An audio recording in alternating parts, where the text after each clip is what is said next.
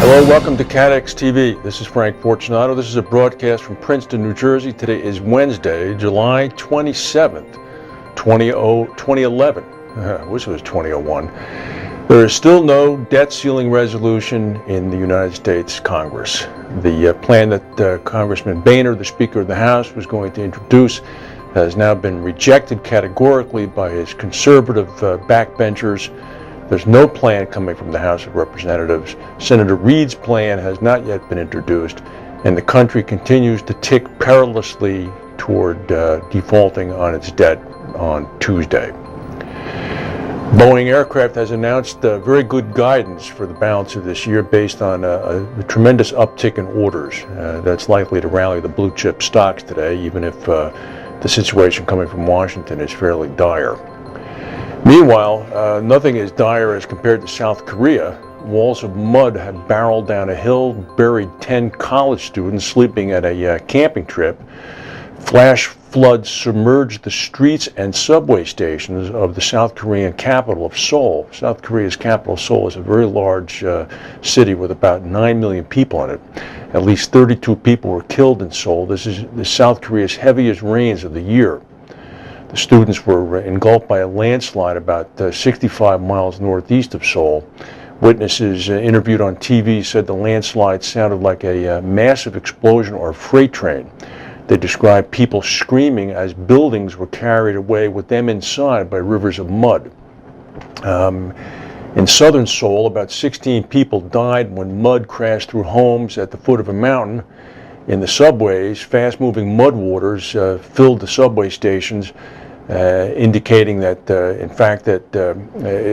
sewers actually spewed water into the subway stations. TV images showed people in one subway station using shovels, brooms, and a wooden board in an effort to keep more rain from coming in.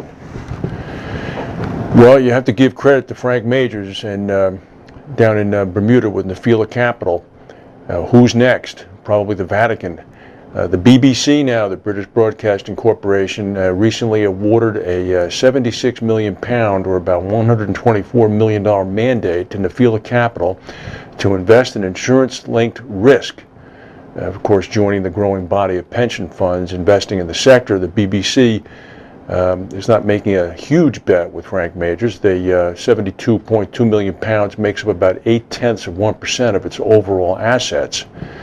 Nephila also, last month, secured another publicly declared $250 million inflow from a state of Pennsylvania public employees pension fund.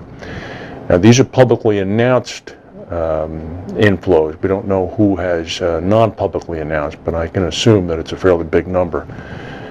Frank Major is doing a very good thing down there. It's very interesting to watch how this is unfolding.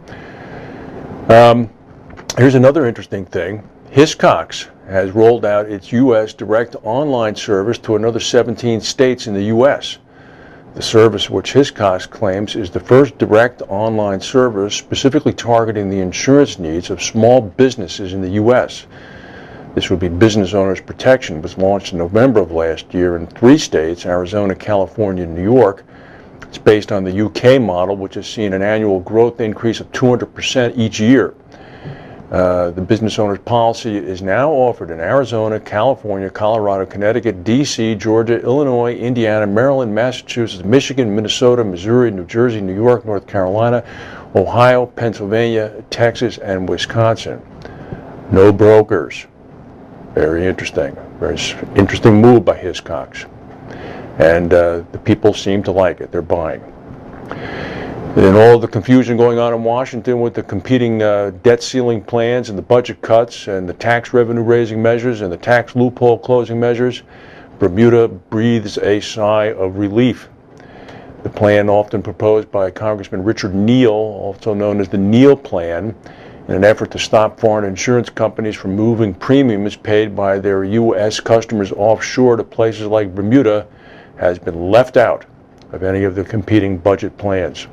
That's according to a report running today in the Boston Globe, which said that Neal's unsuccessful effort to close what he calls an offshore tax loophole is an example of how business interests have stymied an array of tax code reforms sought by President Obama, Democrats, and even some Republicans, such as Mr. Neal himself. Mr. Neal said it's the lobbying muscle. Once something becomes embedded in the tax code, it's very hard to extract. Indeed. Partner Re has come out with some new numbers indicating further evidence of the rising cost of that February 22nd aftershock earthquake in New Zealand. Partner Re has already recorded in excess of $1 billion in cat losses during the first quarter. It's going to add in another $59 million impact from first quarter events in its result for Q2 of 2011. They said that this was primarily driven by an increase in the loss estimate for the February 22nd quake following the receipt of recently revised loss information from cedents. So actually, finally, information is coming in from cedents. They're not relying on models. Ren Re has swung to a Q2 operating loss of $10 million. This compares to a year earlier income of about $140 million. They took about $71 million in hits from the U.S. tornado activity back in the spring. Ren Re's net income for the period dipped 88% to about $25 million. Underwriting income dropped to $9.7 million from $169 million. The reason is claims jumped to $151 million from $18 million the year before. Neil Curry, the CEO, did say that they had a successful June 1 renewal season, and they're pleased with their risk portfolio, which reflects improving market conditions in our reinsurance segment. Translation: premium rates are rising. And in Connecticut, one of the legends of the insurance industry, Bill Berkley, came out with his transcript of the conference call yesterday of the earnings report.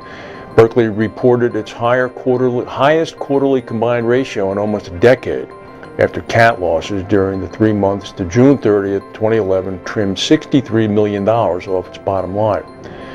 Now, this is their highest combined ratio in a decade. It's 101%.